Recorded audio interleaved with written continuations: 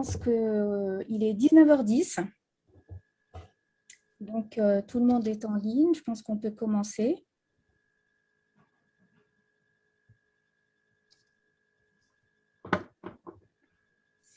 Voilà, grand bonsoir à vous, messieurs, dames. Je suis ravie de vous retrouver après cette pause estivale.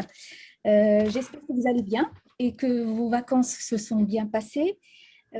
Pour la rentrée, nous avons pensé au sein de l'Afrique des idées à vous proposer un cycle de rencontres littéraires que nous allons démarrer ce soir avec un écrivain sénégalais qui fait l'actualité après la sortie ce mois d'août de son roman La plus secrète mémoire des hommes, paru aux éditions Philippe Ray à Paris et à Jimsan à Dakar. Alors, il s'agit de Mohamed Mbougar Sarr. Bonsoir Mbougar.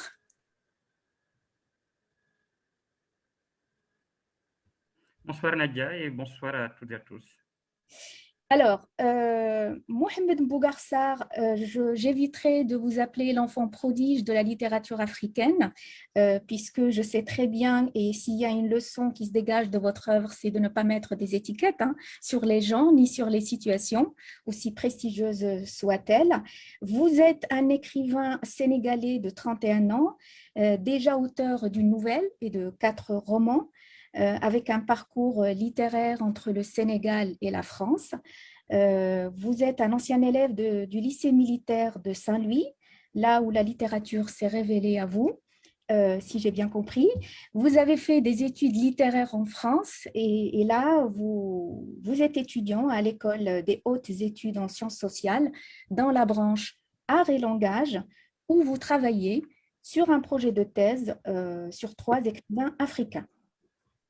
Alors, nous avons le plaisir de vous recevoir, Mbougar, ce soir pour la sortie de votre roman qui fait déjà beaucoup de bruit. Il vient de récolter le prix du magazine littéraire Transfuge et il est d'ores et déjà inscrit dans la liste des nominés au prix Goncourt, Médicis, Femina et Wepler.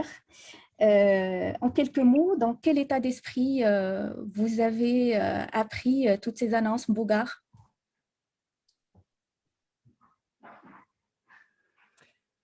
Alors oui, bonsoir tout le monde. Il paraît que ma connexion n'est pas très stable, donc je peux me déplacer tout à l'heure si ça persiste. Alors, dans quel état d'esprit je suis? Je suis un tout petit peu dans l'œil du cyclone, comme on dit, mais je suis très heureux. J'essaie de rester en tout cas attaché à ce sentiment-là de joie profonde.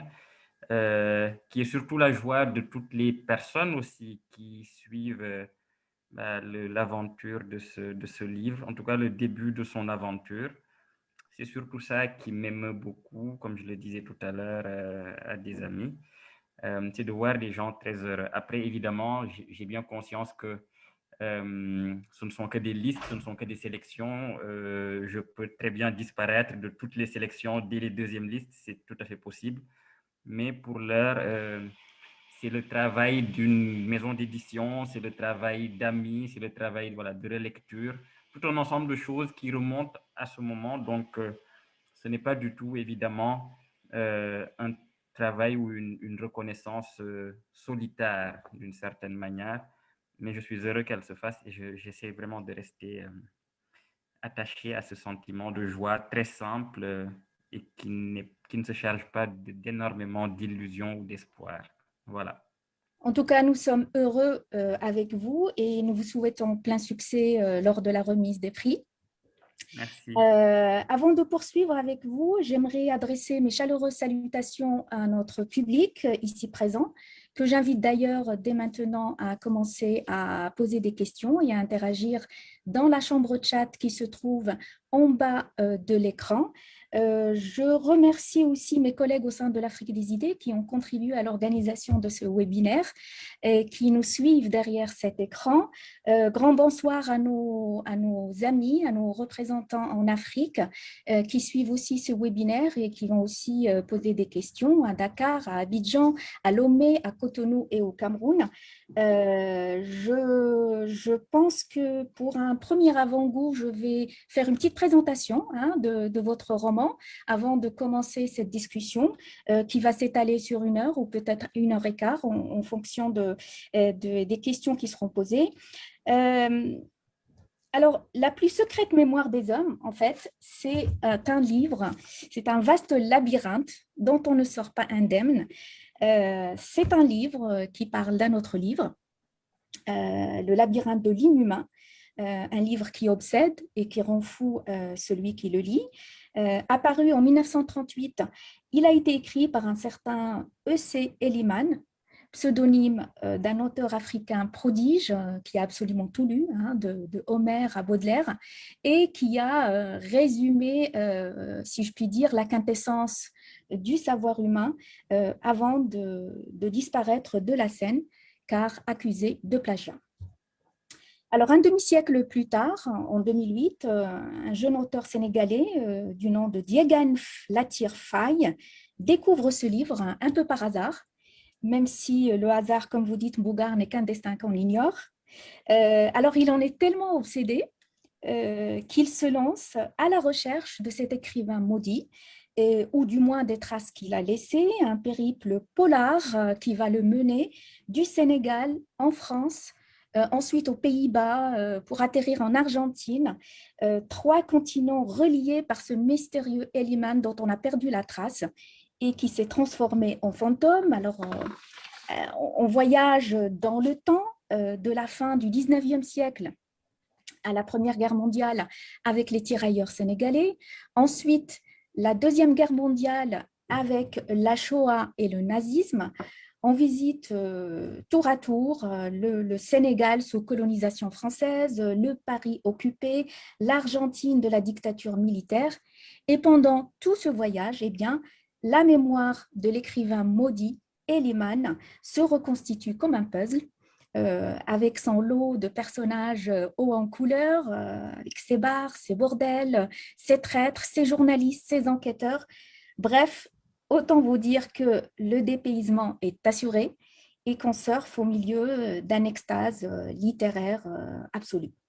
Et tout cela est traversé par des questionnements sur ce qu'est un écrivain, ce qu'est la littérature, sur les clichés qui entourent la littérature africaine, qui sont débattus par un cercle d'écrivains et d'artistes africains établis à Paris, une sorte de ghetto joyeux qui fait et défait le monde de la littérature. Donc, pour résumer, nous avons entre les mains un roman à plusieurs facettes, philosophique, historique, initiatique, je dirais, aussi adossé à une enquête polar. Alors, je m'arrête là pour ne pas gâcher le plaisir de la découverte et vous pousser à lire. Cela était une petite présentation. Encore une fois, bienvenue à notre public et n'hésitez pas à commencer à poser vos questions. Mes collègues au sein de l'Afrique des idées vont se charger de les rassembler et de les répercuter par la suite sur notre invité. Première question qui vaut introduction, Mbougar. Vous avez écrit une nouvelle et plusieurs romans qui ont été couronnés par des prix. Mais on sent quand même que vous avez franchi un pas avec la plus secrète mémoire des hommes, au vu des références mondiales que vous citez ou dont vous vous êtes inspiré. Je commencerai tout d'abord par la figure du protagoniste, Elliman, qui a été inspiré, d'après vos explications, de la figure de l'écrivain malien Yambo Yologem, qui a écrit en 1968 un livre absolument extraordinaire qui est passé aux oubliettes. Il a été couronné par le prix Renaudot, mais il a été accusé de plagiat, comme le livre d'Elliman, et il a disparu de la scène. Vous avez aussi d'autres références à l'extraordinaire Roberto Bolaño, un des ténors de la littérature latino-américaine, qui vous a d'ailleurs inspiré pour le titre de votre livre. Et puis, il y a d'autres références absolument magnifiques à Borges, à Ernesto Sabato. Ma question pour vous, Mbougar, est de nous expliquer tout d'abord la genèse de votre roman. Est-ce que d'où vous est venue l'idée principale de ce roman et dans quel état d'esprit hein, vous l'avez écrit?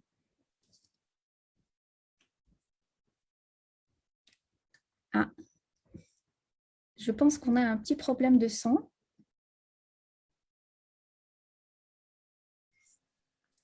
Oui, est-ce que c'est mieux là? Oui, on vous entend. Allez-y. Oui, oui, je vous remercie pour cette exhaustive et très juste présentation. Donc, l'idée du roman est née d'un travail universitaire au départ. Vraiment, j'ai été confronté à la figure de Yambo Ologem, mais aussi à son livre, Le devoir de violence. Et cette histoire m'a tellement fasciné, intéressé, obsédé. Mais je pense que c'est le cas de tous les lecteurs qui rencontrent le destin de Yambo Ologem et de son livre. Ça m'a tellement obsédé que petit à petit, je me suis rendu compte que s'il était intéressant de travailler cette question sur le plan universitaire, il l'était peut-être davantage de l'explorer par le roman. Parce que cette vie, ce destin est un destin singulièrement romanesque, et c'est pour cela que je me suis dit qu'il fallait en faire quelque chose. Mais quand je dis fallait en faire quelque chose, je ne voulais pas faire une biographie, je ne voulais pas faire une sorte de biographie romancée de Ologem. Je n'avais aucune envie non plus de m'attacher à sa seule figure, à sa vie. Et c'est pour ça qu'on peut dire que Ologem n'a été qu'un point de départ, presque pas un prétexte parce que c'est beaucoup plus que ça, mais en tout cas un point comme ça de concentration dans lequel je pouvais mettre un certain nombre d'interrogations liées cette fois au sens de la littérature, aux relations entre le continent africain et le continent européen, à la question de la réception des œuvres des artistes et écrivains africains établis en France ou publiés en France. Tout un ensemble de questions que je vis personnellement dans ma carrière encore jeune d'écrivain et qui m'habite. Mais je voulais vraiment tenter voilà, de mettre toutes ces questions-là ensemble à travers maintenant la quête de ce livre et de cet écrivain finalement. Mais c'est qu'au-delà de la quête de l'écrivain légendaire, au-delà de la quête du livre ultime, c'est surtout peut-être des questions beaucoup plus personnelles de raison d'écrire qui pousse cet écrivain, ce jeune écrivain, à aller à la recherche de Eliman et de son livre. C'est dans ce sens-là que c'est d'abord, je pense, un livre vraiment de formation, un livre initiatique, puisque le jeune écrivain cherche des raisons, cherche des réponses, mais il se peut qu'il ne trouve que plus de questions et c'est peut-être là tout l'intérêt, finalement. D'accord. Alors justement, on va revenir sur ce point de roman initiatique et de roman essentiel, de livre essentiel, le livre légendaire, si je puis dire. Il reste quand même que dans vos livres, Mbougar, vous vous attaquez toujours à des faits d'actualité. Hein.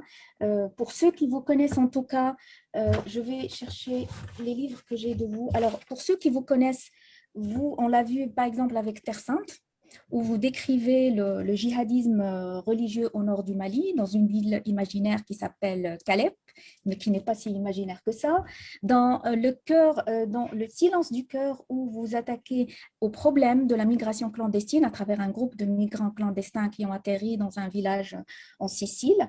Et dans Deux purs hommes, qui est sorti il y a 3 ans, où vous décrivez les sentiments diffus autour de l'homosexualité à travers un fait divers qui a d'ailleurs réellement eu lieu.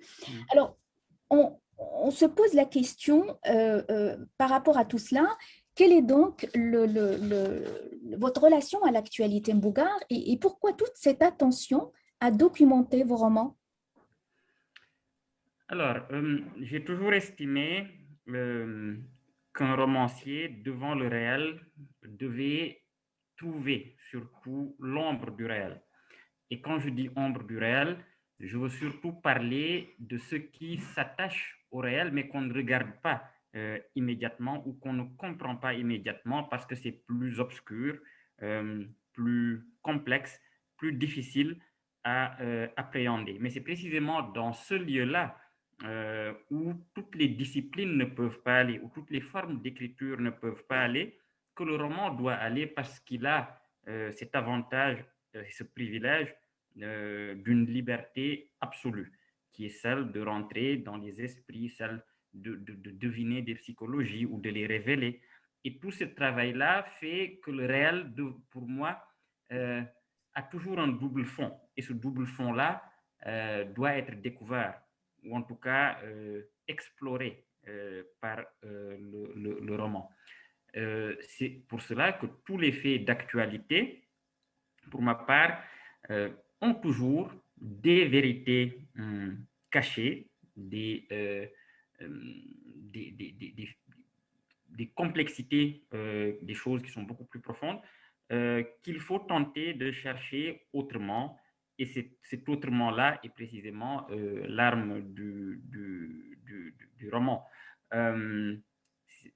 Je pense qu'il ne faut pas abandonner la réflexion sur le réel simplement aux sciences sociales ou au journalisme.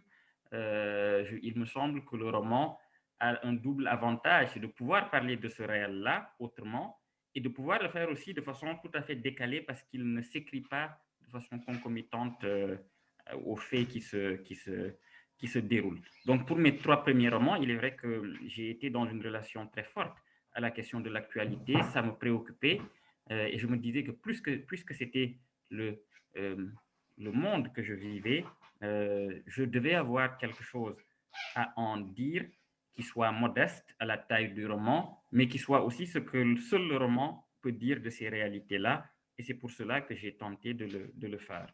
Pour ce dernier roman, c'est un tout petit peu différent, encore qu'il faille préciser que l'un des propos, l'une de mes intentions, il y en avait plusieurs, c'était aussi de dire que la question de la littérature, du sens de la littérature et plus globalement de la création artistique était aussi une question profondément sociale, c'est-à-dire prise dans des jeux politiques, dans des jeux de pouvoir, dans des questions historiques aussi, qui sont immédiates. Ce ne sont pas des choses qui sont tout à fait détachées et l'artiste, tout en ayant une aura qui semble le mettre hors du monde, est encore tout à fait plongé dans ce monde-là et n'échappe pas aux grands mouvements politiques historiques qui structurent la société.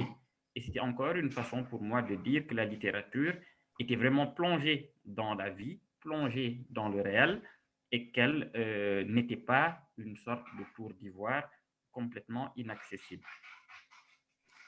Eh bien, bah, écoutez, je rebondis sur votre idée sur la littérature et le jeu d'exercice du pouvoir, que l'écrivain, il est toujours impliqué dans la politique, dans les affaires sociales, historiques, en tout cas dans l'actualité, et qu'il essaie un petit peu de naviguer dans la complexité dans sa création.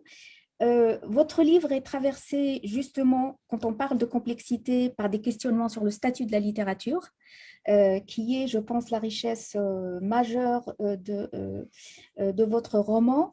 On remarque entre autres, hein, je vais commencer par ordonner mes pensées parce qu'il y a tellement de questions qui arrivent. On remarque dans votre roman quelques pensées critiques sur les salons parisiens qui regardent l'écrivain africain comme étant une personne qui va aller sortir de l'ennui.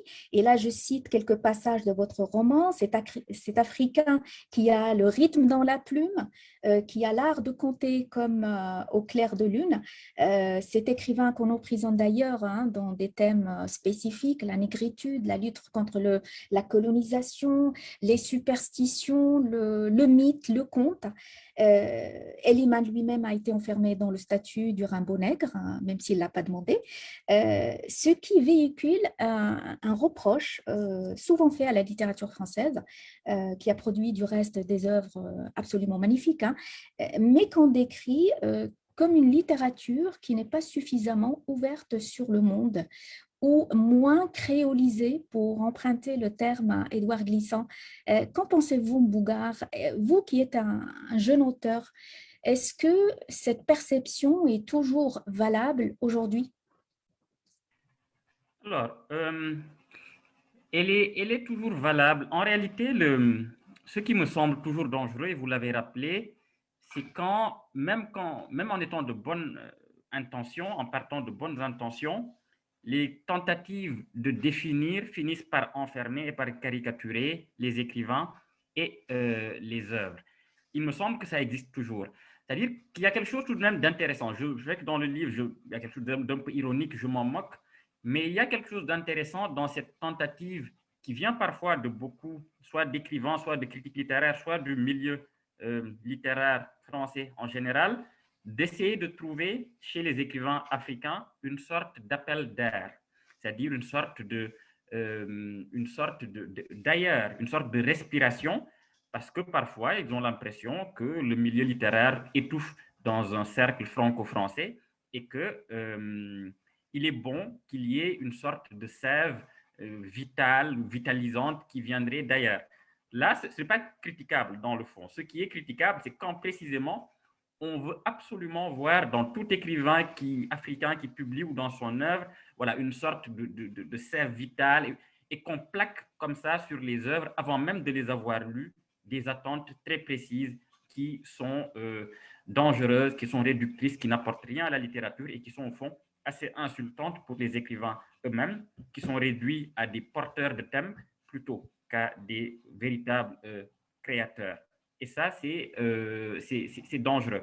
Ce que je dis là, en réalité, rejoint des questions qui étaient là depuis extrêmement longtemps. La négritude, par exemple, dans le mouvement de la négritude, il y avait certaines questions qu'on adressait aux auteurs de la négritude qui n'étaient pas tellement différentes de questions qu'on peut entendre encore aujourd'hui posées à certains écrivains africains. Lorsqu'on, par exemple, on leur pose la question de l'universel et qu'on leur dit, mais pourquoi est-ce que vos œuvres ne sont pas universelles? Parce que vous parlez de vos peuples et que vous parlez de choses qu'on ne connaît pas. C'est qu'on ne se rend pas compte, qu'on le dit vraiment d'une position qui est spécifique, une position qui se pense absolument centrale et pour lesquelles tout ce qui est universel doit d'abord convenir et être compris dans cet environnement-là. Et ça, les Senghor en parlent, Césaire en parle, on leur demande pourquoi ils n'écrivent pas dans leur langue nationale pour ce qui est de Senghor. Et en ignorant que c'est parce qu'il y a eu la colonisation, mon vieux. Voilà, c'est comme ça. Il écrit en français parce que parce qu'il y a eu ce fait voilà, épouvantable et extraordinaire qui a été le fait colonial. Et que, voilà, donc il y a toute une réflexion sur la sociologie littéraire que j'essaie d'amorcer dans le roman parce que ce sont des choses que je vis aussi, que j'ai vécues et qui existent sous des formes très différentes, très un peu fines comme ça, très subtiles, mais qui existent, qui sont dans le milieu. Heureusement, j'ai l'impression que c'est tout de même en train de changer petit à petit au fur et à mesure que les écrivains africains accèdent de plus en plus à une sorte d'autonomie qui est relative parce qu'ils restent quand même liés très fortement au grand levier de pouvoir du milieu littéraire franco-français, mais ils arrivent tout de même en accédant par exemple à certaines collections, à certaines maisons d'édition, à un certain public un peu plus large, ils arrivent tout de même à se sortir de ces réductions, de ces ghettos et de ces caricatures en réalité. Alors justement, on va voir dans votre roman qu'il y a plein de symboles qui appuient cette idée de sortir des carcans et de faire en sorte à ce que la littérature africaine puisse elle aussi voyager comme les autres littératures mondiales. On reviendra sur ce point ultérieurement. Je voulais vous faire réagir sur une idée que vous venez de soulever. Quand vous parlez des ténors de la littérature africaine qui ont abordé la négritude, eh bien, ces ténors n'ont pas échappé à vos griffes dans votre roman. À travers ce joyeux cercle des écrivains africains apparus, entre guillemets, qui ont remis en question la sacralité accordée voilà, à ces pères de la littérature africaine.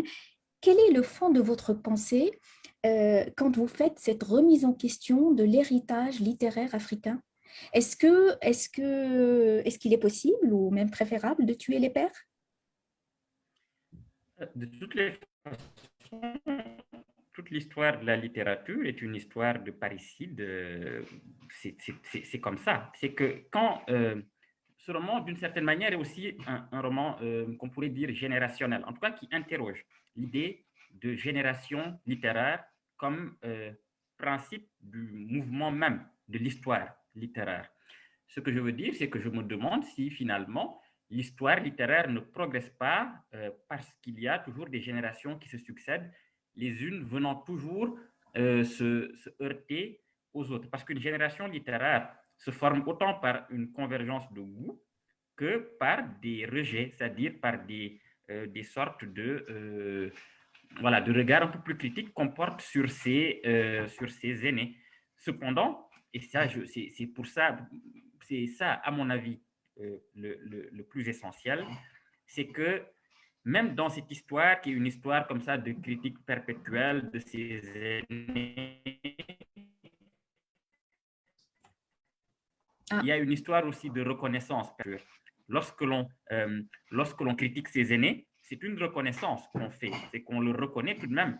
De nous, enfin, cet héritage-là, ils nous ont formés, on est passé par eux, on a dû passer par eux pour s'affirmer. Donc, tout ce passage qui est un passage voilà, entre très ironique, mais aussi très féroce, c'est vraiment les deux mêlés, est au fond aussi une façon de dire, et d'ailleurs le narrateur le dit à la fin, c'est un hommage que nous rendons, que notre génération rend aux générations qui nous ont précédés, parce que sans eux, nous ne serions pas là. Sans eux, nous n'aurions pas écrit. Sans eux, nous n'aurions peut-être pas la possibilité d'être à Paris et de publier, même si ce n'est pas un but ultime, mais c'est leur situation.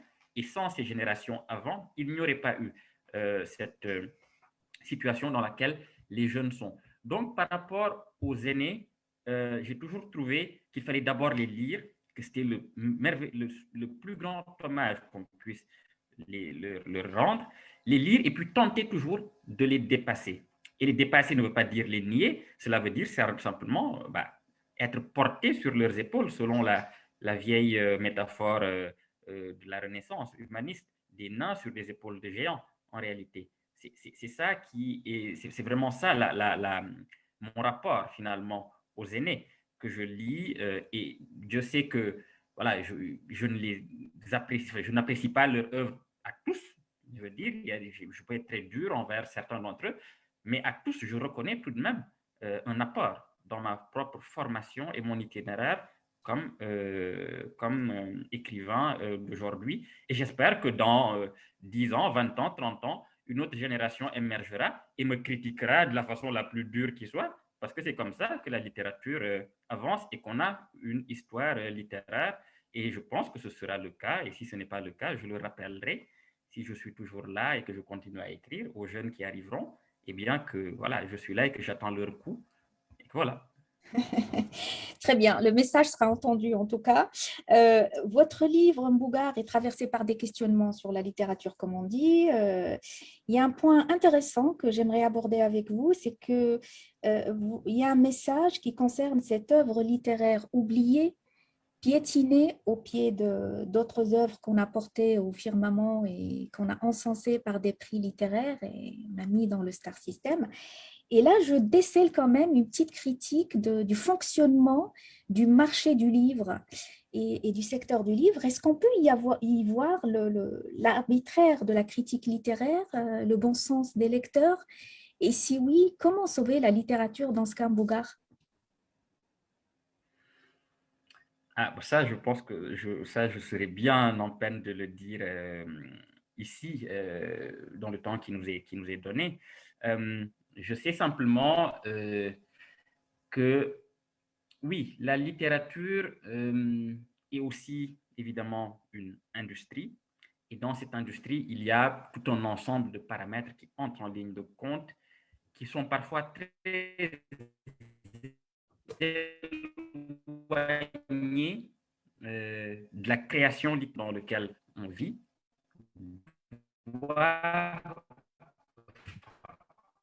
inclure nécessairement un certain nombre de compromis. Donc, il est impossible d'être dans une forme comme ça d'exigence ou d'intransigeance absolue qui aurait comme principe une sorte de pureté de la métaphysique et qui serait détaché comme ça des contingences purement matérielles de la distribution et de la diffusion du livre.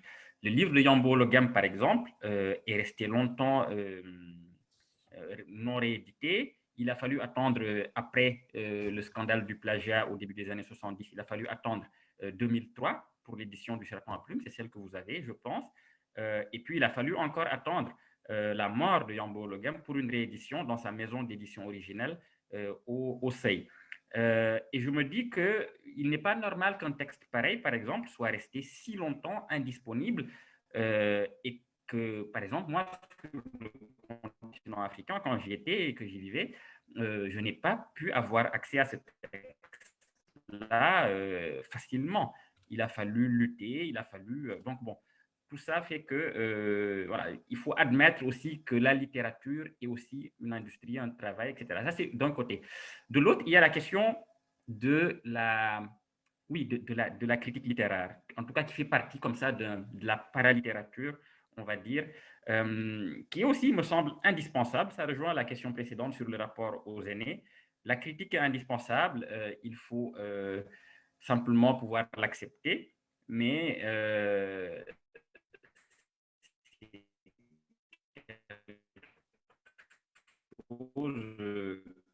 qui n'est pas toujours simple, je l'admets.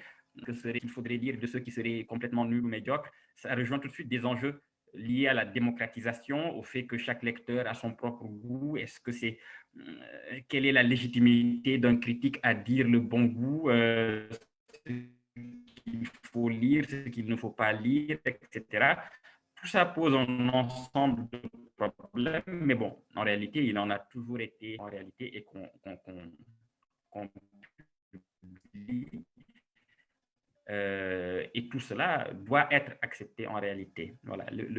Ce qui me semblerait dommage, c'est qu'au nom d'une forme de démocratisation absolue, on dise que la critique ne serait plus utile du tout pour accompagner la littérature. Or, la critique est nécessaire, la théorie littéraire est nécessaire, et même si elle entre parfois en contradiction avec les goûts personnels, elle n'en demeure pas moins nécessaire. Elle dit quelque chose d'intéressant sur la littérature et je pense qu'il faut qu'elle continue. Très bien. Alors, Mbougar, j'ai bien saisi une des questions névralgiques de votre roman, qui est celle de savoir si un écrivain est voué à écrire un seul livre. Le livre essentiel, c'est cette sorte de Graal, de pierre philosophale qui transforme les mots en or. Et là, si vous permettez, j'aimerais lire un petit passage qui m'a beaucoup marqué, oui. que j'aimerais partager avec le public en page 119 sur justement ce point sur le livre essentiel. Tu voudrais n'écrire qu'un livre.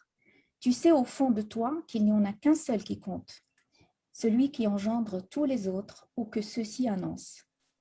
Tu voudrais écrire le biblicide, l'œuvre qui tuerait toutes les autres, effaçant celles qui l'ont précédé et dissuadant celles qui seraient tentées de naître à sa suite, de céder à cette folie. En un geste, abolir et unifier la bibliothèque. Mais tout livre visant à l'absolu s'est lié à l'échec. Et c'est dans la vision lucide de cet échec prochain que bat le cœur ardent de l'entreprise. Désir d'absolu, certitude du néant, voilà l'équation de la création. La funeste prétention du livre essentiel est de cercler l'infini, sans désir d'avoir le dernier mot face au long discours dont il est la plus récente phrase. Mais il n'y a pas de dernier mot. Ou s'il y en a un, il ne lui appartient pas, puisqu'ils n'appartiennent pas aux hommes. Voilà, merci pour ce passage. Moi, les questions que je voulais vous poser, Mbougar, c'est vraiment par rapport surtout à la dernière phrase qui concerne l'œuvre divine. D'abord, est-ce que l'écrivain est voué à écrire un seul livre?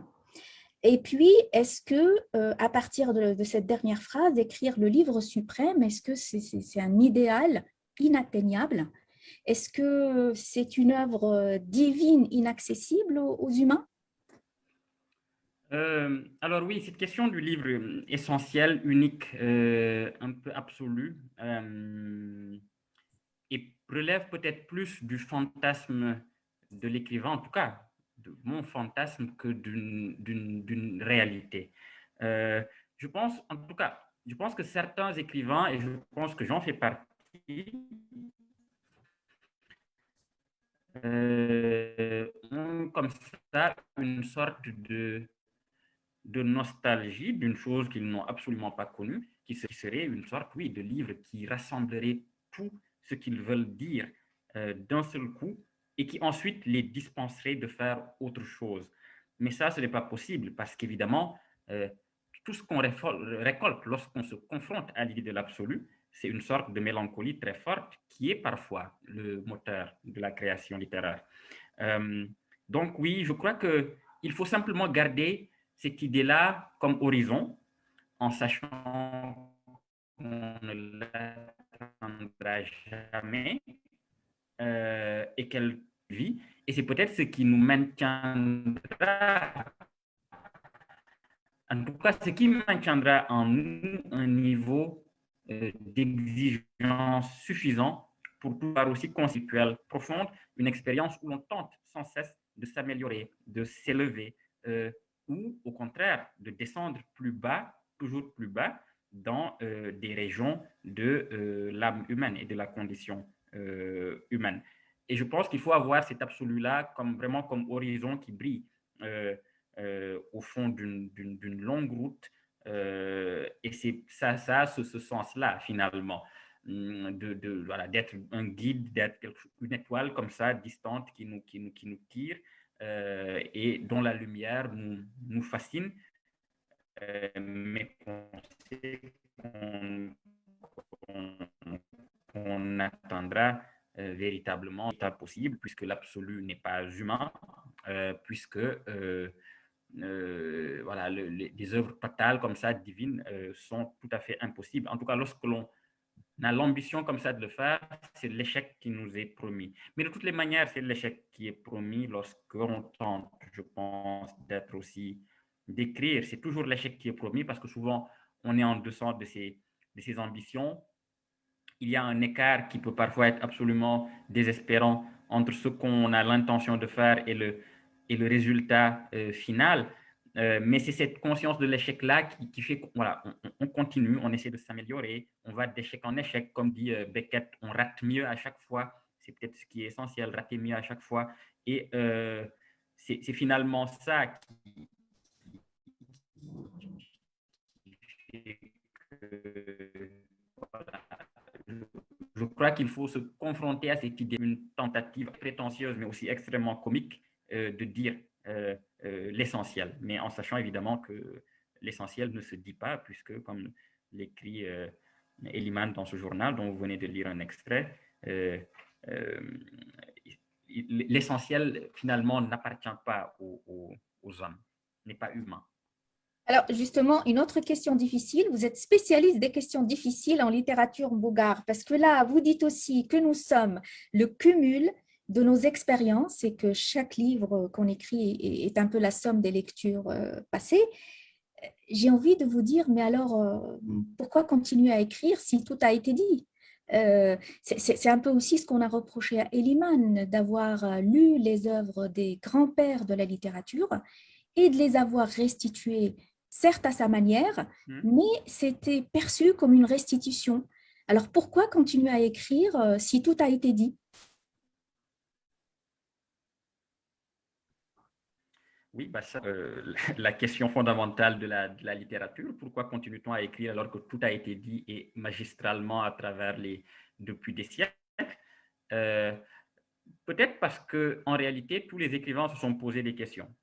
Cette question, c'est-à-dire que même ceux qui font partie de ce tout a été dit se sont posés cette question.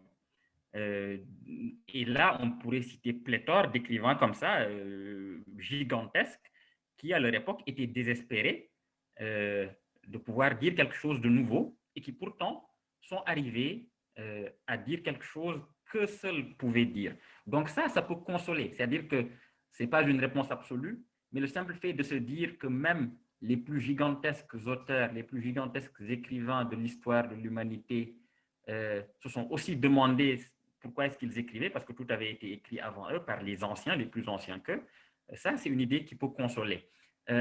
D'autre part, je pense qu'il faut, peut-être pour éviter la mélancolie à laquelle expose fatalement cette question, il faut éviter de partir avec l'idée qu'on serait original ou qu'on doit écrire pour être original. Moi, je rejette l'idée de l'originalité en littérature ou de la question de l'authenticité. Bon, c'est une question très complexe.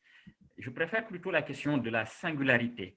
La singularité, c'est simplement une façon très personnelle d'exprimer un problème universel qui s'est posé de la même manière depuis que l'humanité est apparue sur Terre. Mais être original, c'est-à-dire prétendre dire quelque chose d'absolument nouveau sur une réalité humaine ou révéler une réalité humaine nouvelle, ça me semble être très, oui, très difficile, très mortel, mais peut-être qu'il faut tenter aussi cette aventure-là. Mais je crois qu'il faut plutôt essayer d'être du côté de la singularité, parce que lorsqu'on essaie d'être dans l'originalité, on se confronte tout de suite à des impasses. Évidemment, on peut, si on n'a pas connaissance de ce qui a été écrit, c'est-à-dire si on ne lit pas assez, si on n'est pas assez informé de ce qui a été fait, croire qu'on est absolument original à un moment donné. Et c'est pour ça qu'il est important, lorsqu'on écrit, évidemment, de lire d'abord et de continuer à lire une fois qu'on a commencé, puisque l'on se rend très rapidement compte que à un moment donné, ce qu'on pense original a été traité ailleurs, dans une autre langue, dans un autre espace, à un autre siècle, un autre, voilà. Et tout ça doit être pris en compte. Voilà. Ces réponses, ces deux esquisses-là que j'apporte ne sont pas du tout des réponses absolues et ne répondent pas objectivement à la question pourquoi continue-t-on à écrire alors que tout a été déjà écrit et dit. Mais en réalité, si je devais être cohérent complètement, oui, peut-être que oui, il faudrait simplement arrêter d'écrire, mais bon, pour l'instant, je n'ai pas encore cette tentation-là. Ni Enfin, cette d'ailleurs les capacité-là, autres en tout cas. écrivains, je ne pense pas, hein. Et heureusement que la littérature existe. Alors là, je vais balancer dans le volet plutôt architecture du roman, qui est tout aussi important. Pour raconter votre histoire, Mbougar, vous avez choisi la voix polyphonique, où plusieurs voix se chevauchent, même si les plus dominantes sont celles de Marem Siga, cette autrice sénégalaise sulfureuse sur laquelle d'ailleurs on va s'attarder, et sur l'auteur enquêteur lui-même, Diegan Faye. Ce qu'on remarque, c'est que ces voix ont été enchâssées sans aucune pause, sans coupure, que les narrations s'entremêlent. C'est comme si, en fait, les voix parlaient toutes en même temps. Qu'est-ce que vous avez voulu dire à travers cette méthode narrative?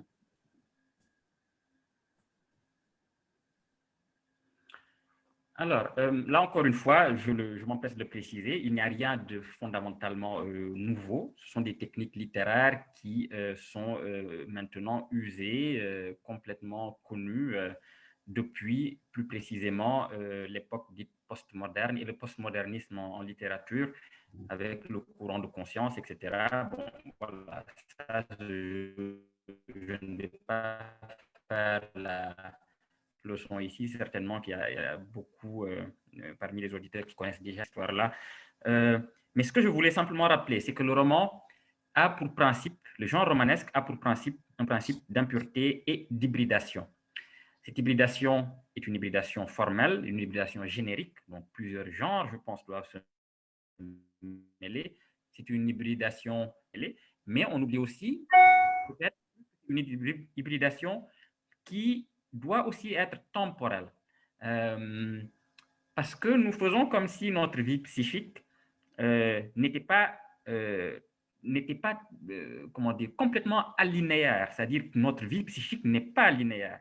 Nos pensées ne sont pas linéaires, ne suivent pas un cours complètement droit qui partirait toujours en progressant dans un ordre absolu. Notre vie psychique, notre pensée est chaotique dans le temps. On a des souvenirs, on a des projections vers l'avenir, on a des regrets, on a des espoirs, et tout ça est une façon de se déplacer dans le temps. Il ne faut pas l'oublier, mentalement, nous ne cessons jamais de nous déplacer dans le temps, et je crois que c'était une idée que je voulais aussi rendre à travers maintenant une forme romanesque, et c'est ce qui fait que dans certains passages, on ne sait pas qui parle, ou on ne sait pas à quel moment il parle, parce qu'il n'y a pas de marqueur comme ça dans le typographique qui viendrait indiquer que voilà, c'est dans le, là on est dans le présent, on est dans cette époque, alors que dans un même dialogue, on peut glisser dans le roman d'une étape, d'une époque à une autre. Mais je crois que la construction de l'ensemble fait qu'à un moment donné, on, on lâche peut-être prise un tout petit peu pour être vraiment pris dans le flot de la narration. C'est de faire d'abord pour du temps dans la narration romanesque, mais pour la dépasser vraiment par le fait que le roman est ce flot-là qui doit être puissant, qui doit être fort, qui doit tenter en tout cas de l'être, pour qu'au fond, les lecteurs voilà, s'accrochent vraiment à ce mouvement-là, plus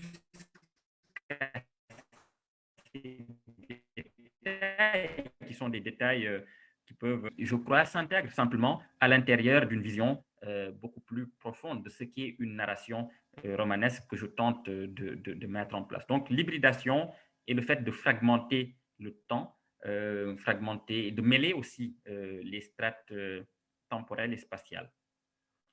Alors, là, on est en train de parler de l'hybridation temporelle.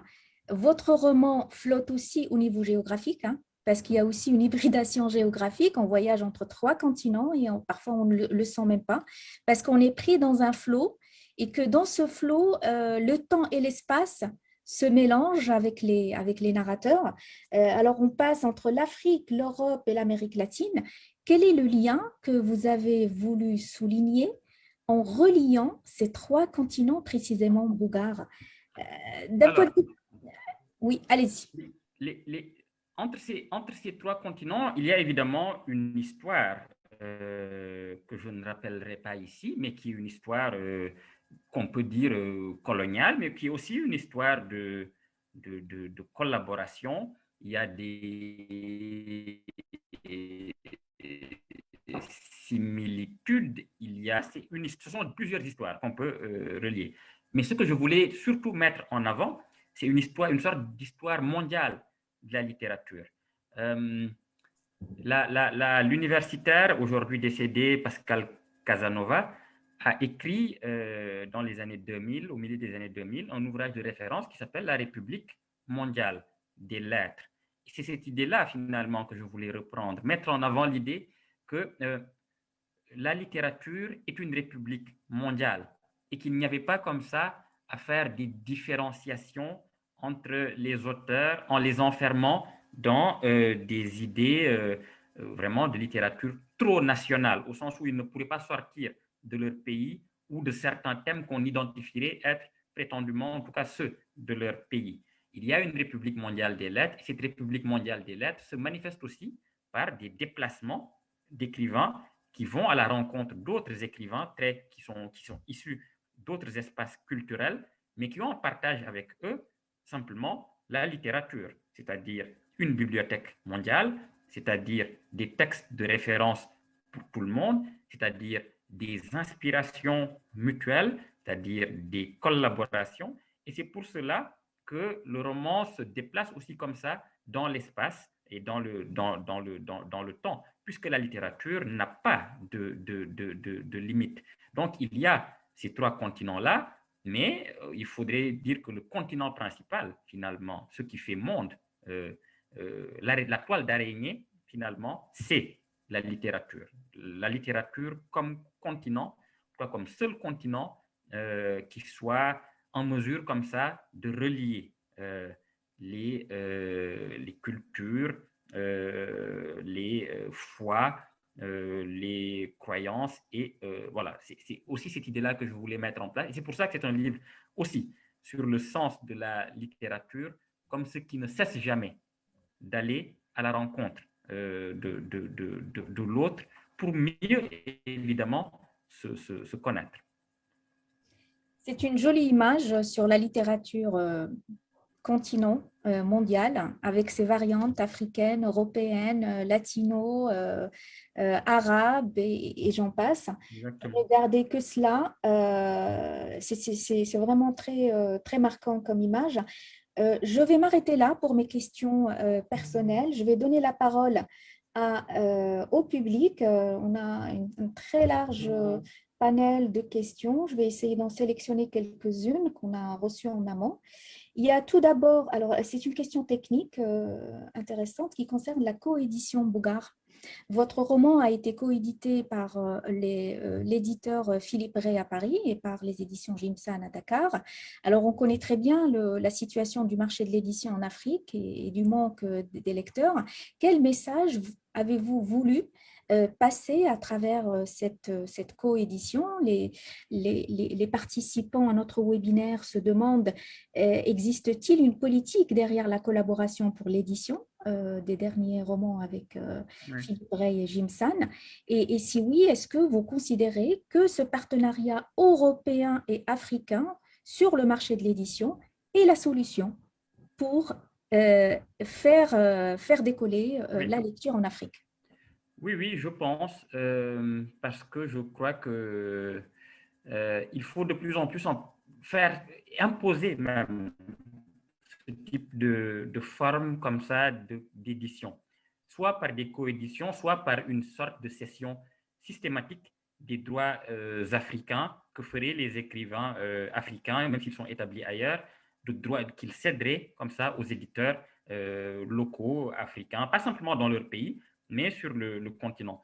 Il existe depuis quelques années, enfin depuis plusieurs années en réalité, c'est juste que j'ai l'impression que depuis quelques années, c'est beaucoup plus vif, l'apparition d'énormément de maisons d'édition sur le continent africain qui essaient comme ça d'acquérir les droits des écrivains africains qui sont établis en Europe pour les publier sur place.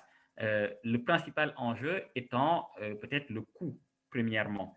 Donc, pour la coédition, pour répondre à la question rapidement, la coédition entre Philippe Ray et Jim San répond d'abord à ce besoin-là de proposer mes ouvrages à un coût moindre au Sénégal.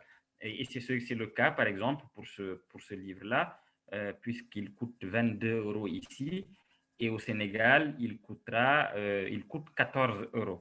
Alors, c'est encore beaucoup, mais par rapport à 22 €, il y a déjà un effort qui a été fait, et j'espère que dans les prochaines années, on arrivera à descendre ce prix-là pour le donner, l'offrir à des coûts qui sont beaucoup plus bas. Mais je pense que c'est vraiment le début d'une solution, à savoir que les œuvres puissent être disponibles pour les éditeurs du continent africain qui font encore une fois un remarquable travail, même s'il y a beaucoup d'insuffisances, de ratés, de lenteur, mais depuis plusieurs années, maintenant décennies, il y a ce travail-là qui est fait et je ne veux absolument pas le minorer. Le grand, peut-être, défi, au-delà de la cession des droits ou des coéditions, ce serait que sur le continent même, il y ait peut-être plus de collaboration ou de structures qui faciliteraient la diffusion des œuvres entre les pays d'une sous-région, par exemple, que les éditeurs se rassemblent en, je sais pas, en coopération d'éditeurs ou en association d'éditeurs. Je pense que ça existe déjà, mais que ce type de collaboration soit promu. Et aussi que l'on puisse se lire de langue à langue. Donc là, j'en appelle à la question de la traduction, toujours, qu'on puisse lire des écrivains lusophones, qu'on puisse lire des écrivains de langue arabe, qu'on puisse lire des écrivains de langue anglaise ou les écrivains yoruba, qu'on puisse les lire à travers tout le continent et qu'eux aussi puissent lire les autres écrivains.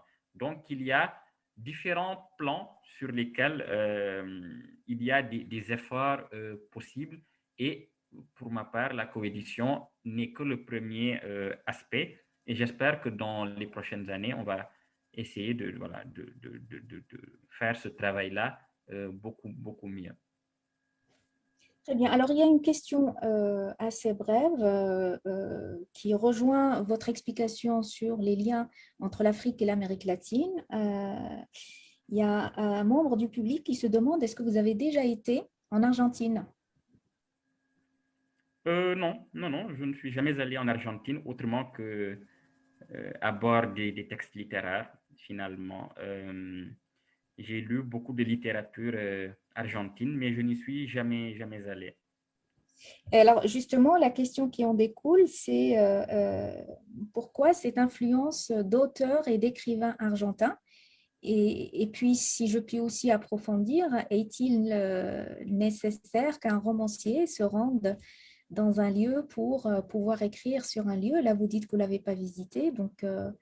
Non, ce n'est absolument pas, ce n'est pas une nécessité. Ça peut être un avantage, certainement, lorsqu'on visite un endroit pour mieux en parler. Mais en réalité, toute la puissance de l'imagination, c'est précisément qu'elle n'a pas nécessairement besoin d'être physiquement en un lieu. D'ailleurs, elle n'est pas physique. Bon, elle se déplace comme elle veut. Et il y a tout un ensemble de moyens dont dispose un écrivain pour nourrir son imagination. Il y a la lecture, évidemment, la consultation de documents, etc., etc. Donc ça, ce n'est pas du tout une nécessité. Et les exemples abondent comme ça d'écrivains qui parfois parlent magistralement, tellement bellement d'un pays alors qu'ils n'y ont jamais mis les pieds, ou d'une situation, ou d'une réalité alors qu'ils n'y ont jamais mis les pieds et ne la connaissent vraiment que par, par voilà, un certain nombre d'intermédiaires, qu'ils soient littéraires ou de documentation, de façon beaucoup plus globale. Voilà, et j'ai oublié le début de la... Qu'est-ce que c'était? Il y avait une autre question avant? Oui, sur la deuxième question sur est-ce qu'il est nécessaire pour un romancier de se rendre dans un pays pour Non, pouvoir non, écrire sur un lieu? c'est celle-là, c'est la première question que j'ai oubliée. Sur la littérature argentine, c'est ça? Oui, c'est Quelles sont ça. les autres? Pourquoi êtes-vous Oui. influencé autant par les figures de la littérature argentine? Parce qu'on a vu Ernesto Sabato, on a vu Borges, mais bon, il y avait aussi le Chilien dont j'ai parlé tout à l'heure, Bolaño, oui, oui. Bolaño. Euh, Pourquoi cette attirance? Alors, je me suis un tout petit peu déplacé vers la littérature parce que Argentine, j'ai eu une longue période où j'étais vraiment plongé dans la littérature française, qui est vraiment constitue mes premières lectures d'une certaine manière, à côté de la littérature africaine. Ensuite, j'ai fait un tour par les Russes, ensuite par les Américains, ensuite par les écrivains allemands, de langue allemande en tout cas. Avant d'arriver aux écrivains hispanophones, et là je dois mentionner la figure de l'écrivain Sami Tchek, qui est un très grand écrivain togolais qui a eu une culture absolument immense sur la littérature, non seulement mondiale, mais particulièrement sur la littérature latino-américaine. Et donc, même si je connaissais déjà certains textes, c'est plutôt lui qui m'a beaucoup poussé à aller vers cette direction-là.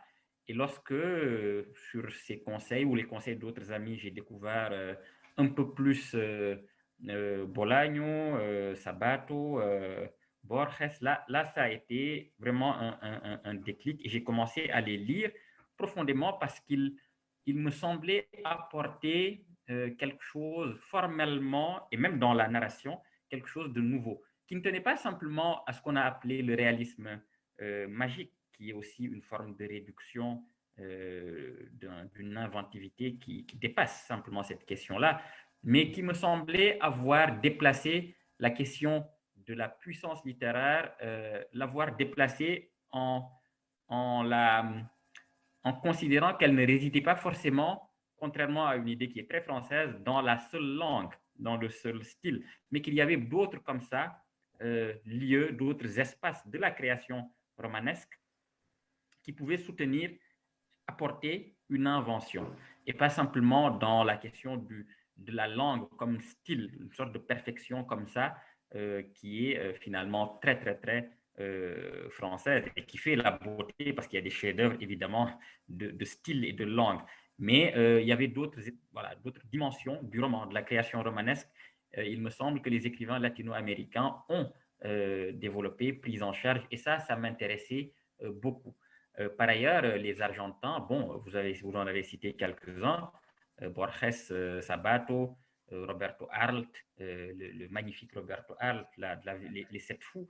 Lorsqu'on lit ce livre-là, par exemple, on n'a pas besoin finalement d'aller à Buenos Aires parce qu'on a l'impression de connaître parfaitement Buenos Aires.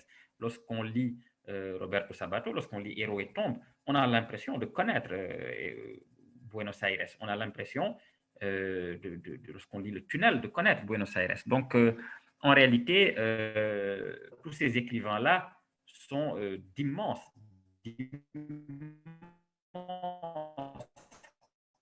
créateurs, parce qu'ils sont impossibles de le décrire là, comme ça, mais disons qu'il a été d'une aide capitale dans cette tentative-là de faire la biographie de personnes qui n'existent pas, parce que c'était une sorte de jeu littéraire à la fois très érudit, très sérieux, tout en étant absolument absurde et très drôle. Donc Borges apporte ça aussi. Et tout ça fait que voilà, actuellement, en tout cas depuis quelques années, 2-3 ans, je suis plongé jusqu'au cou dans la littérature latino-américaine que je trouve absolument inventive et qui a influencé beaucoup d'auteurs africains notamment, puisque pour ne citer qu'un exemple, Sonny Laboutansi est très inspiré fortement, et l'avoue le dit, de Garcia Marquez, par exemple. Voilà, ça c'est un exemple justement qui montre que ce n'est pas nouveau non plus. D'accord, mais en tout cas, ça transparaît fortement dans votre roman. Il y a beaucoup d'auditeurs qui se demandent, Mbougar, quand est-ce que vous allez organiser des signatures sur Dakar et si vous envisagez une tournée africaine. Alors, à Dakar, on est en train de voir, mais je pense qu'en principe, ce sera au début 2022. Ça semble un peu loin, mais c'est parce que il y a les questions sanitaires qu'on prend évidemment en compte. Cette pandémie, il faut le rappeler, bon, est toujours là, même si elle semble moins vive. Il reste tout de même que la situation sanitaire me préoccupe un tout petit peu. Est-ce qu'il faut prendre la responsabilité de faire des signatures pour réunir comme ça des gens à Dakar? Il faut voir. Je suis en train d'y réfléchir. Et puis, c'est surtout que j'ai encore quelques engagements ici jusqu'au milieu de l'automne, on va dire. Donc, au plus tôt, ce serait en novembre, et au plus tard, ce sera début janvier. Mais j'espère que ce sera dans tous les cas, voilà, le plus tôt possible. J'ai très envie de venir à Dakar et de rencontrer le public dakarois, sénégalais de façon générale. Quant à l'idée d'une tournée africaine, alors on ne peut pas considérer ça comme une tournée au sens où j'irai comme ça de pays en pays, mais disons qu'il y a quelques pays où j'irai, et je donnerai quelques précisions le moment venu, mais je pense que j'irai au Congo, en Côte d'Ivoire, et peut-être au Togo également. Tout ça est en cours de discussion. Voilà. Je ferai aussi quelques signatures parce que j'ai cru voir qu'il y avait une question sur Paris, à Paris. À Paris, il y aura par exemple ma première signature dès le 22 septembre à la librairie Les Cahiers de Colette dans le 4e arrondissement, dans le Marais. Voilà, le 22 septembre à 18h, je ferai ma première signature en librairie. Et puis, il y en a un certain nombre d'autres à Paris, mais aussi dans les autres villes de France, à Lyon, à Nantes, à Montpellier, à Sète. Voilà, donc il y a un certain nombre de villes où j'irai aussi pour faire des signatures. Il faudra peut-être que je mette ça un peu plus publiquement, que je l'affiche publiquement et que les gens qui veulent se rendre dans ces signatures-là puissent y venir. D'accord. Donc, avant de vous poser 2 ou 3 questions qu'on a reçues par mail, il y en a une que je suis en train de lire qui me fait un peu sourire, qui rejoint vos origines en Sénégal. Pourquoi les Sérères sont raffinés en littérature? Et exemple, Senghor, Diom, Sarr est quelconque en nourriture. Euh, Ah, je ne sais pas qui a dit ça, mais je suppose que c'est un alpoulard ou il a une femme alpoulard, parce que bon, dire que les céréales sont quelconques en nourriture, ça c'est une hérésie. Enfin, quand même, faut dire que le Sénégal nous doit un perfectionnement du couscous, du tchéré, tout le monde sait ça. Non, non, non, enfin, ça c'est un autre débat et qui est d'ailleurs beaucoup plus essentiel et mortel que celui de la littérature, et je suis prêt à le tenir devant cet hérétique qui parle de quelconque en nourriture. Non, soyons sérieux. On est quand même à l'Afrique des idées. Soyons sérieux. Voilà. D'accord. Alors, je vais terminer avec une question globale qu'on a reçue il y a 2 jours sur votre participation au comité d'Achille Mbembe au sommet Afrique-France, qui se tient d'ailleurs dans pas longtemps. Oui. Et alors, les gens veulent savoir quelle est un peu votre contribution à ce comité et si vous avez avancé dans vos travaux et ce que vous espérez justement de ce genre de participation. Alors, je ne vais pas parler à titre personnel de ma contribution dans le comité parce que je considère précisément que c'est un comité donc, collectif, un comité qui agit vraiment en groupe. Et le travail de ce comité, c'est de synthétiser, de faire d'abord remonter, puis de synthétiser un ensemble de demandes, un ensemble de paroles qui viennent vraiment des sociétés africaines et plus précisément des jeunesses du continent africain. C'est qu'on a l'impression que ce comité, voilà, est peut-être l'oméga de ce travail-là, mais il n'est oméga, c'est-à-dire qu'il ne vient précisément à la fin que pour synthétiser tout un ensemble de choses qui sont nées de travaux longs, de discussions longues, qui sont effectuées sur le terrain, sur le continent africain. Donc, on reçoit beaucoup de propositions, de demandes, de questions, de suggestions, de critiques également. Et là, tout le travail du comité est un travail de veille, de mise en ordre et de mise en forme finalement de tout ce qu'on reçoit de différents pays, et ils sont très très nombreux, et c'est un travail absolument colossal que de faire ça. Et donc le comité synthétise ces questions, les rassemble et puis leur apporte maintenant une expertise qui serait celle de chacun des membres de ce comité. Par exemple, pour être tout à fait concret, sur des questions qui reviennent très souvent liées au franc CFA, on a beaucoup de propositions, et l'expertise de quelqu'un comme Kakono Boubko, que tout le monde connaît, est absolument décisive pour la mise en forme et peut-être l'approfondissement d'un certain nombre de choses qu'on reçoit qui sont extrêmement essentielles. Autre exemple, pour des questions qui sont liées à l'écologie, par exemple, quelqu'un comme Souleymane Bachir Gagne, qui y réfléchit de plus en plus, apporte sa caution. Et de même pour la francophonie, par exemple, sur des questions liées à la francophonie, les critiques, mais aussi des possibilités d'amélioration de ce qu'on appelle la francophonie, je suis moi-même un peu plus impliqué.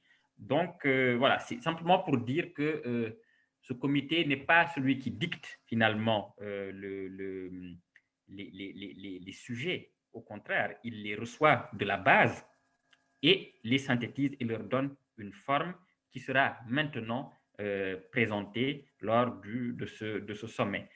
Évidemment, je ne vais pas fuir la question de la critique, de toutes les critiques que ce sommet peut recevoir. Il en reçoit et on peut évidemment les comprendre. Le comité lui-même peut recevoir des critiques, on peut évidemment les comprendre. Tout ce que j'ai à dire finalement, c'est que lorsqu'on est dans une question politique si sensible que celle des relations qui lient les pays africains aux pays européens, et singulièrement à la France, évidemment, il y a plusieurs manières de critiquer. Il y a tout un spectre comme ça de critiques radicales, de critiques qui sont peut-être un peu plus nuancées et voilà, qui prennent plusieurs formes. Ce comité est dans une forme donnée qui est absolument critiquable, mais qui n'est pas, je pense, exclusive finalement de toutes les autres formes de critiques qui peuvent venir d'ailleurs. Ce comité tente de faire tente de faire des choses, tente de poser des actions.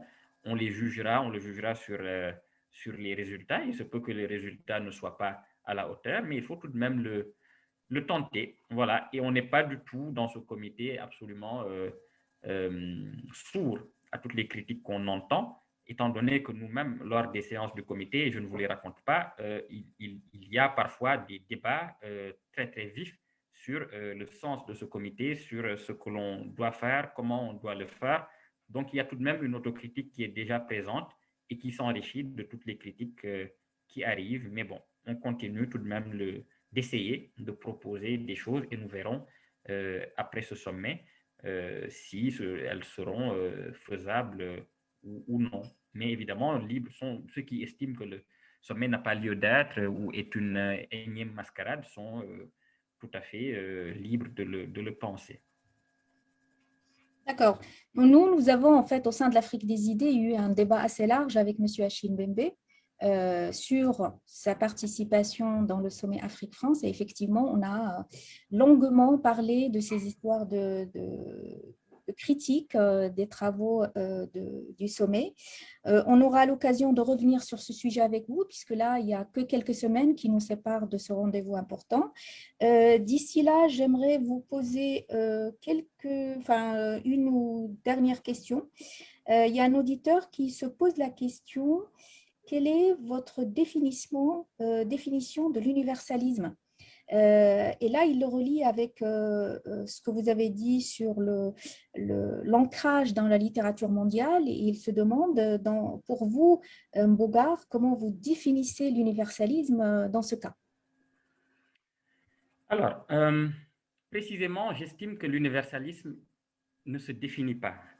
Je pense qu'à partir du moment où l'on tente de définir un universel ou une universalité, l'on se place déjà dans une position soit de surplomb, soit de centralité.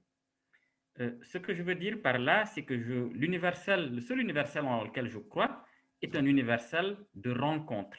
L'universel ne surgit que dans la rencontre et ne se définit que dans la rencontre, c'est-à-dire dans la reconnaissance mutuelle de valeurs, d'émotions, de sentiments, d'espoir, de désirs qu'on reconnaît comme étant communes. C'est ça, à mon avis. L'universel surgit dans les rencontres. Et je crois que peut-être l'erreur fondamentale, qui est en tout cas à la base du malentendu sur la question de l'universel, c'est qu'on tente toujours de le définir. C'est qu'on tente de dire ce qui est universel. Et on ne se rend pas compte que quand on dit l'universel, c'est, à partir du moment où on dit ça, on oublie qu'on parle d'abord à partir simplement de sa position, qui serait une position de définition, définitoire. Et ça, pour moi, c'est le grand danger. L'universel est toujours surgi de la rencontre, ne se définit pas en amont, ne se décrète pas en amont, mais surgit et prend sens dans la rencontre. Pour moi, l'universel, c'est ça. Suleiman Bachir Diagne rappelle souvent ce mot de Merleau-Ponty sur l'universel latéral. C'est vrai, mais moi, j'essaie même d'aller plus loin. Pour moi, l'universel est toujours bilatéral. C'est qu'il ne c'est pas simplement un universel d'horizontalité, c'est un universel vraiment de deux horizontalités qui se rencontrent. C'est une collaboration. L'universel est une construction, une collaboration et pas un décret. En tout cas, moi, c'est comme ça que je le vois. Et il n'y a pas pour moi d'essence universelle. Il n'y a pas d'absolu universel. C'est peut-être un horizon, mais c'est un horizon auquel on n'arrive que parce parce qu'il y a des rencontres et que de ces rencontres, de ces discussions, de ces dialogues surgissent quelque chose qui pourrait ressembler à l'universel, mais qu'on ne nomme qu'à deux finalement ou à plusieurs, mais en tout cas dans un élan de rencontre. Ok, ça rejoint parfaitement tout le débat lancé par les écrivains et les philosophes africains sur cette question d'universel. D'ailleurs, Monsieur Diane l'avait appelé plutôt pluri-universel, en appelant déjà à changer le mot, parce que dans universel, il y a uni, donc oui, quelque chose d'unique, un bloc unique. Alors, pour donner le temps à une auditrice qui a posé une question très intéressante, Si tu avais eu l'occasion de rencontrer Yambo ou Elogem, que lui aurais-tu dit ou demandé, Bougar?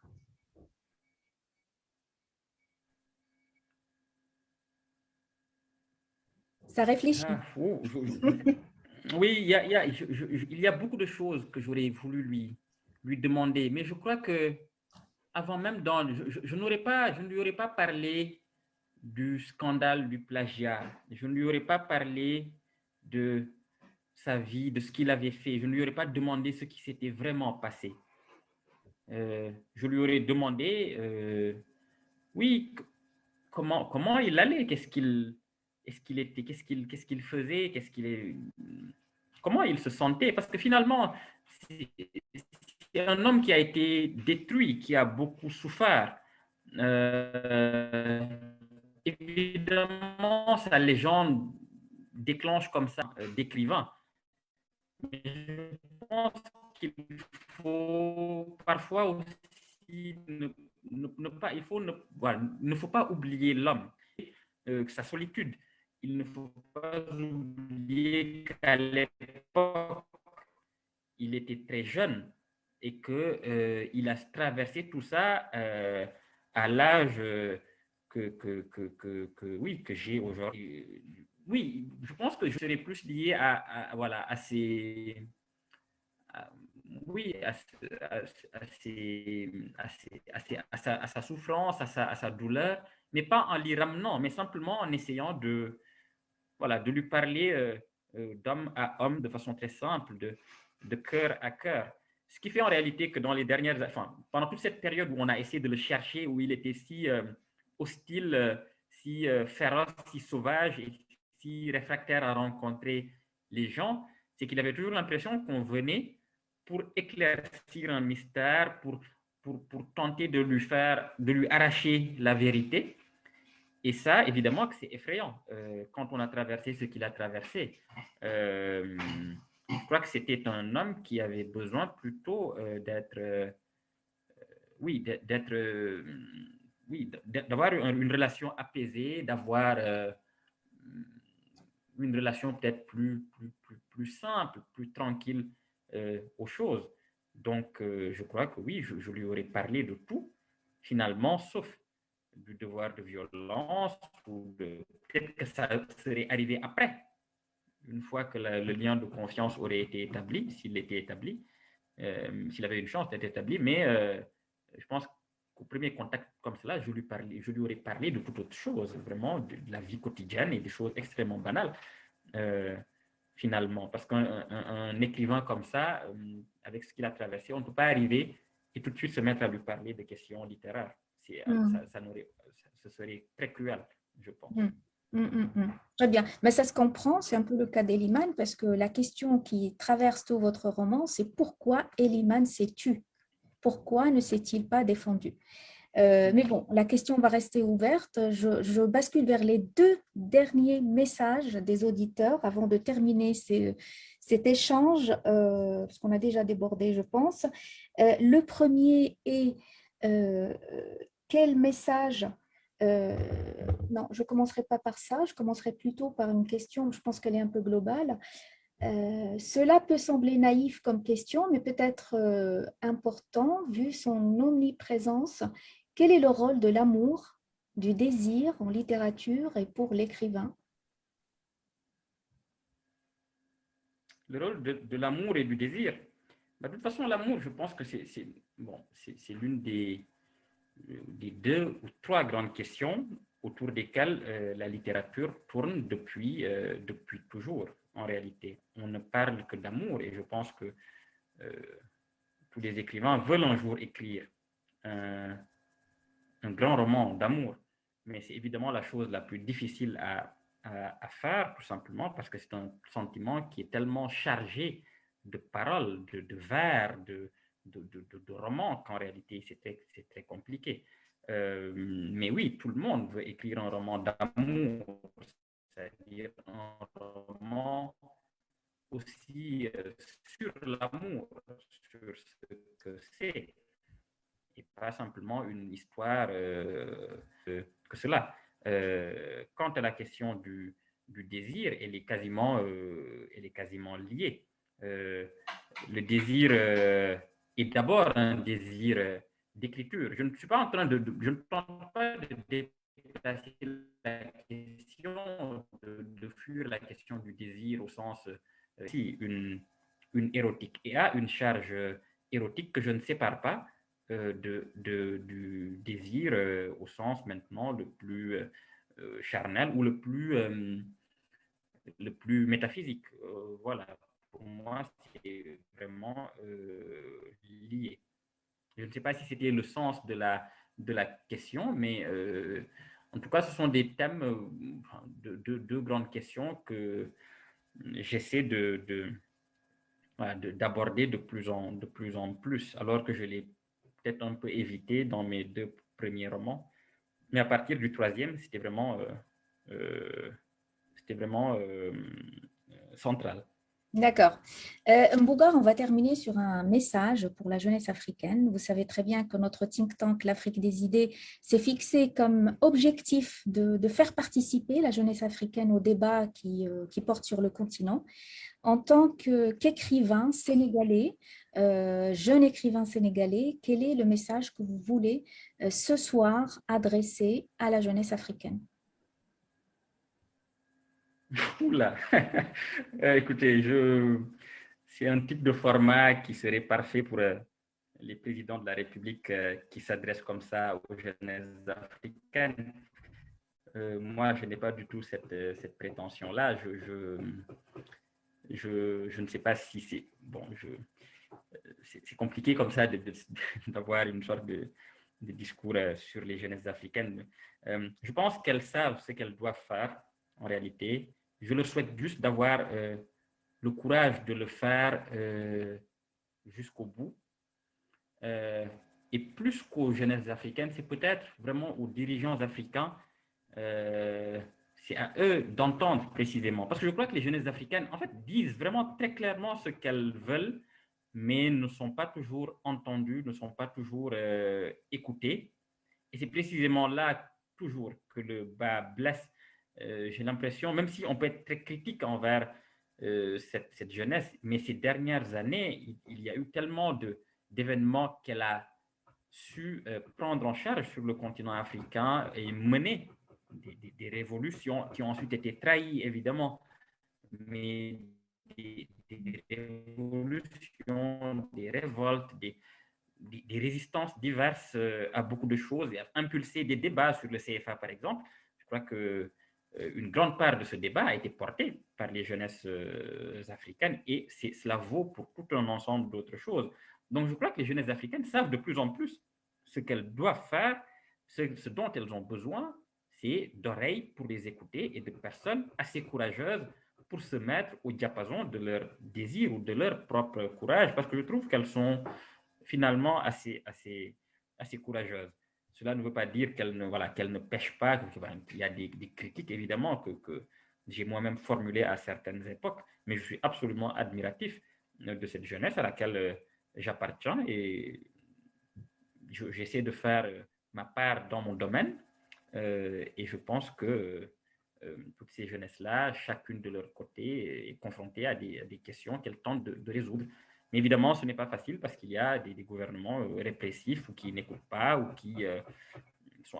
Voilà. Donc ça, c'est toujours le malheur. C'est peut-être facile de taper toujours sur les gouvernements, mais en l'occurrence, j'ai vraiment l'impression qu'il y a un détachement, un écart, un fossé entre les aspirations et puis la manière dont elles sont traduites par les politiques.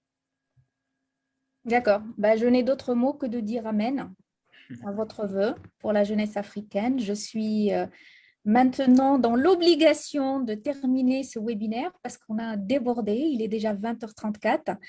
Nous vous remercions chaleureusement, Mbougar, d'avoir accepté de partager avec nous toutes ces pensées et d'avoir enrichi ce webinaire de l'Afrique des idées, cette première rencontre qui sera appelée à